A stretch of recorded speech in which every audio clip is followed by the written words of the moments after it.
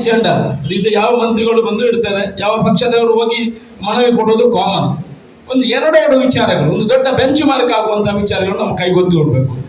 ಮಂಗಲ ಕಾರಿಡಾರ್ ಅಂತ ಒಂದು ಇದೆ. ನಾವು ಇಡೀ ವಿಚಾರವನ್ನು ಹೇಳ್ಬೋದು. ನಾವು ಮಂಗಳೂರಿಗೆ ಏನ್ ಮಾಡಿದ್ವಿ, for example I am not insisting only Mangala corridor has to be implemented. So ಒಂದು ಎಜೆಂಡಾ ಯಾರಾದರೂ ತಗೊಂಡು ಎಲ್ಲರೂ ಒಂದು ತಗೊಂಡು ನಮ್ಮ ಅಧ್ಯಕ್ಷರು ಉಸ್ತುವಾರಿಗಳು ಯಾರ್ಯಾರು ತಗೊಂಡು ಈ 5 ವರ್ಷದಲ್ಲಿ 1,000 ಕೋಟಿ ಒಂದು ಪ್ರಾಜೆಕ್ಟ್ ಅನ್ನು ಮಾಡಬಹುದಾ? ಇಲ್ಲ ಪ್ರತಿ ಬಜೆಟ್ಗೆ ನಾವು ಚುನಾವಣೆಗೆ ಹೋಗೋಕೆ ಎಲ್ಲರ ಹತ್ರ ಹೇಳಿದ್ದೀವಿ, ನಾವು ಅದು ಮಾಡ್ತೀವಿ ಇದು ನಾನೇ ಹೇಳಿದ್ದೀನಿ, ನಾನು ಪುತ್ತೂರಲ್ಲಿ ಮೆಡಿಕಲ್ ಕಾಲೇಜ್ ಮಾಡ್ತೀವಿ ಅಲ್ಲ, ಅದನ್ನು ನಾವು ಕೂತಾದರೂ ಈಗ ಅದನ್ನು ಮಾಡಲೇಬೇಕು ಅಧ್ಯಕ್ಷರೇ. ಮಾಡಲೇ 40 ನನ್ನ ಪ್ರೊಫೆಸರ್ ಆಲ್ರೆಡಿ ಕಾಣಿಸಿಕೊಟ್ಟಾಗಿದೆ. ನಾನು ಇಲ್ಲಂತಂದ್ರೆ ಉಸ್ತುವಾರಿಗಳು ಬರುವಾಗ ಇಲ್ಲಿ ಕೂತ್ಕೊಳ್ಳು, ಇಲ್ಲದ ಮುಖ್ಯಮಂತ್ರಿಗಳು ಟೇಬಲ್ ಹತ್ರ ಕೂತ್ಕೊಂಡು ಹೊರಗೆ ಬರೋದಿಲ್ಲ. ನನಗೆ 101% ಪುತ್ತೂರಿಗೆ ಮೆಡಿಕಲ್ ಕಾಲೇಜ್ ಆಗಲೇಬೇಕು, ಈ ಸಲ ಬಜೆಟ್ಗೆ ಸೇರಿಸಲೇಬೇಕು. ಒಂದು 2-3 ಎಜೆಂಡಾವನ್ನು ಗೊತ್ತಿದೆ. 60,000 ಕೋಟಿಯ ಹೊರೆ ನಮ್ಮ ಮೇಲೆ ಇದೆ. ಅದು ಆಗ್ಲಿಕ್ಕೆ ನಮಗೆ ಅವಕಾಶ ಬೇಕು. ನಾವು ಸೀದಾ ಹೋಗಿ ಅದು ಕೊಡಿ, ಇವತ್ತು ಕೊಡಿ, ನಾಳೆ ಕೊಡಿ ಅಂತ ಕೇಳೋಲ್ಲ. ಹಂತ ಹಂತವಾಗಿ ಅದು ಕೊಡುವಂತಹ ಕೆಲಸವನ್ನು ಮಾಡಬೇಕು. ಆನಂತರ ಈಗ 60,000 ಕೋಟಿಯಲ್ಲಿ ಒಂದು 5 ಗ್ಯಾರಂಟಿಗಳನ್ನು ಕೊಟ್ಟಿದ್ದಾರೆ. ನಾವು ಎಷ್ಟು ಜನ ಎಂಜಾಯ್ ಮಾಡ್ತೀವಿ ಹೇಳಿ? ಇದೇ ಒಂದು ಗ್ಯಾರಂಟಿಯನ್ನು ಬಿಜೆಪಿ ಅವರು ಕೊಡ್ತಾ ಇದ್ರೆ ಉಳಿದುಕೊಂಡು ಹಾರಾಡ್ತಾ ಇದ್ರು, ಹಾಗಾಯ್ತು ಹೀಗಾಯ್ತು ಹಾಗಾಯ್ತು. ನಮ್ಮವರು ವಾಟ್ಸಪ್ ಅಲ್ಲಿ ಫೇಸ್ಬುಕ್ ಅಲ್ಲಿ ಹಾಕುವವರೇ ಕಡಿಮೆ ಇದ್ದಾರೆ.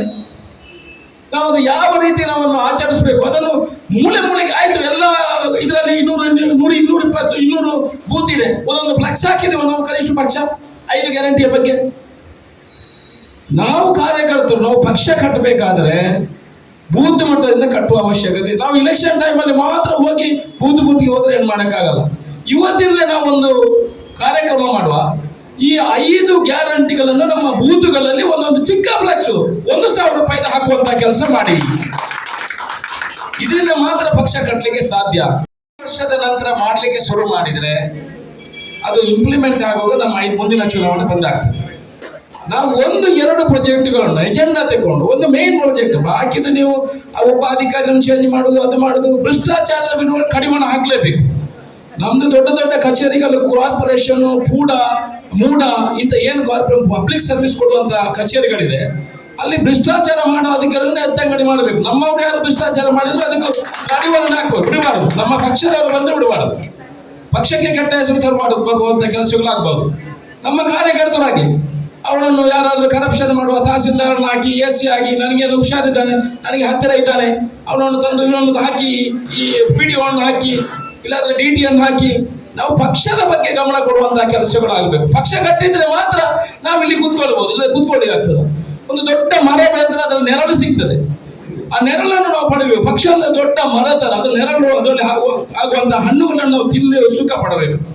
ಈ ತರ ಮಂಗಳೂರಿಗೆ ನನ್ನ ಸಜೆಷನ್ ಅಂತ ಹೇಳಿದ್ರೆ, ಮಂಗಳೂರಿಗೆ ಇದು ಕಾಂಗ್ರೆಸ್ ಪಕ್ಷದಿಂದ ಆಗಿದೆ ಮಂಗಲ ಕಾರಿಡಾರ್ 1,000 ಕೋಟಿ. ನಾವು ಒಮ್ಮೆಲೆ 1,000 ಕೋಟಿ ಕೇಳುವುದಿಲ್ಲ. ಒಂದು ದೊಡ್ಡ ಪ್ರಾಜೆಕ್ಟ್, ವರ್ಷದ ಬಜೆಟ್ ನಮಗೆ ಒಂದು 200 ಕೋಟಿ ಕೊಡಿ. ಆನಂತರ ಬೇರೆ ಹೇಳ್ಬೇಡ ನಮಗೆ. ಮತ್ತೆ ನಮ್ಮ ಮ್ಯಾನಿಫೆಸ್ಟೋ ಏನಿದೆ ಅದರಲ್ಲಿ ಆಗುವಂತ ಒಂದು 2,500 ಕೋಟಿ ಟೂರಿಸಂಗೆ, ಮತ್ತೆ ಬಂಟ್ ಇದಕ್ಕೆ ಒಂದು 250 ಕೋಟಿ, ಹಾಗೆ ಬೇರೆ ಬೇರೆ ವಿಚಾರಗಳು. ನಾನು ಬಂಟ್ ಅಂತ ಹೇಳಿದಲ್ಲ, ನಾನು ಅದನ್ನು ಉಲ್ಲೇಖ ಮಾಡಿದೆ, ನಾನು ಪ್ರಣಾಳಿಕೆಯಲ್ಲಿ ಇದ್ದದನ್ನು ಹೇಳ್ಕೊಂಡು ಹೋಗಿದ್ದೇನೆ. ಅದಕ್ಕೆ ಆ ಪ್ರಣಾಳಿಕೆಯಲ್ಲಿ ಬೇರೆ ಬೇರೆ ವಿಚಾರಗಳಿಗೆ ಮಂಗಳೂರಿಗೆ ಏನು ಕೊಡ್ತೀನಿ ಅಂತ ಹೇಳಿ ಒಂದು ನಾವು ಹೇಳಿರುವಂತದ್ದು. ನಾವೆಲ್ಲ ಅಭಿವೃದ್ಧಿ ಕೊಡಿ ಅಂತ ಕೇಳುದಿಲ್ಲ. ನಾವು 3 ಕೇಳಿದ್ದು ಪುತ್ತೂರಲ್ಲಿ. ಒಂದು ಫಸ್ಟ್ ಮೆಡಿಕಲ್ ಕಾಲೇಜು, ಮತ್ತೆ ಕುಡಿಯುವ ನೀರು ನಿಮಗೆ ನಾವು ಅದನ್ನು ನಾವು ತಗೊಂಡು ಬರ್ತೀವಿ, ಅದರಲ್ಲಿ ಏನು ಒತ್ತಡ ತರುವುದಿಲ್ಲ. ಒಂದು ಡ್ರೈನೇಜ್ ಫೆಸಿಲಿಟಿ 2 ಮಾತ್ರ ನಮಗೆ ಪುತ್ತೂರಿಗೆ ಕೊಡಿ. ಇಲ್ಲಿ ಎಲ್ಲ ಡ್ರೈನೇಜ್ ಫೆಸಿಲಿಟಿ. ಮಂಗಳೂರಿಗೆ ಒಂದು ಒಳ್ಳೆಯ ರೀತಿಯ ಅಧಿಕಾರಿಗಳನ್ನು ಕೊಡುವಂತ ಕೆಲಸ. ಮತ್ತೆ ಮಂಗಲ ಕಾರಿಡಾರ್ ಅಂತ 1,000 ಕೋಟಿಯಲ್ಲಿ ಇದು ಮಾಡಿ. ಮತ್ತೆ ಮ್ಯಾನಿಫೆಸ್ಟೋದಲ್ಲಿ ಏನು ಕೊಟ್ಟಿದೆ ಜಾಸ್ತಿ ನಾವು ಕೇಳೋದಿಲ್ಲ, ನಾವು ಮಾತಾಡುವುದೇ ಕಡಿಮೆ. ಮುಖ್ಯಮಂತ್ರಿಗಳ ಹತ್ರ ಹೋಗುವಾಗಲೂ ನಾವು ಹೀಗೆ ಬೆಂಡ್ ಮಾಡ್ಕೊಂಡು ಹೋಗುದು, ಇವ್ರ ಹತ್ರ ಹೋಗುವಾಗಲೂ ನಾವು ಭಾರಿ ಬಗ್ಗಿ ತಗ್ಗಿ ನಡೆಯುವರು ಸರ್. ನಾವೇನು ಹೋರಾಟ ಮಾಡಿಕೊಂಡು ಜೋರು ಶಬ್ದ ಮಾಡಿ ಮಾತಾಡ್ಲಿಕ್ಕೆ ನಮಗೆ ಗೊತ್ತಿಲ್ಲ. ಆದರೆ ನಮ್ಮ ಆಚಾರ ವಿಚಾರಗಳನ್ನು ಅರ್ಥ ಮಾಡಿಕೊಂಡು ನೀವು ನಮ್ಮ ಜೊತೆ ಸೇರಿ ನಮಗೆ ಬೇಕಾಗುವಂತ ಪ್ರಾಜೆಕ್ಟ್ಗಳನ್ನು ಮಾತ್ರ ಕೊಡಿ ಅಂತ. ಮತ್ತೆ ನಾವು ಭ್ರಷ್ಟಾಚಾರಕ್ಕೆ ಯಾವ ಅಧಿಕಾರಿಯನ್ನು ಬಿಡುದು. ನನ್ನ ಕ್ಷೇತ್ರದಲ್ಲಿ ಬಂದು ಯಾವ ಅಧಿಕಾರಿಗಳನ್ನು ಭ್ರಷ್ಟಾಚಾರ ಬಡವರಿಗೆ ಸರ್ವಿಸ್ ಕೊಡುವಂತ ಕೆಲಸವನ್ನು ಖಂಡಿತ ನಾವು ಮಾಡಿದ್ರೆ ಬಡವರ ಮನೆಗೆ ನಾವು ಒಂದು 5 ಗ್ಯಾರಂಟಿಗಳನ್ನು ತಲುಪಿಸಿದ್ರೆ ಮುಂದೆ ಬರುವಂತಹ ಯಾವುದೇ ವಿಚಾರಗಳು ನಮ್ಗೆ ಎದುರಾಗುವುದಿಲ್ಲ. ಧಾರ್ಮಿಕದಲ್ಲಿ ತೊಡಗಿಸಿಕೊಳ್ಳುವಂತಹ ಕೆಲಸವನ್ನು ಮಾಡಿ 5 ಬಜೆಟ್ಗಳು 5 ಏನು ಗ್ಯಾರಂಟಿಗಳನ್ನು ಕೊಟ್ಟಿದ್ರೆ ಮನೆ ಬಾಗಿಲಿಗೆ ಅದನ್ನು ನಮ್ಮ ಮುಖಾಂತರ ಕೊಡುವಂತಹ ಕೆಲಸವನ್ನು ಮಾಡಿದ್ರೆ ಮುಂದೆ ಬರುವಂತ ಎಲ್ಲ ನಮ್ಮ ಶಾಸಕರೇ ಆಗ್ತೇವೆ. ಅದಕ್ಕೆಲ್ಲ ನೀವು ಕೂಡ ನಮ್ಮ ಅಭಿವೃದ್ಧಿಗೆ ಸಹಕಾರ ಕೊಡಿ ಅನ್ನೋ ಮಾತನ್ನು ಹೇಳುತ್ತಾ ನನ್ನ ಮಾತನ್ನು ಮುಗಿಸ್ತೀನಿ.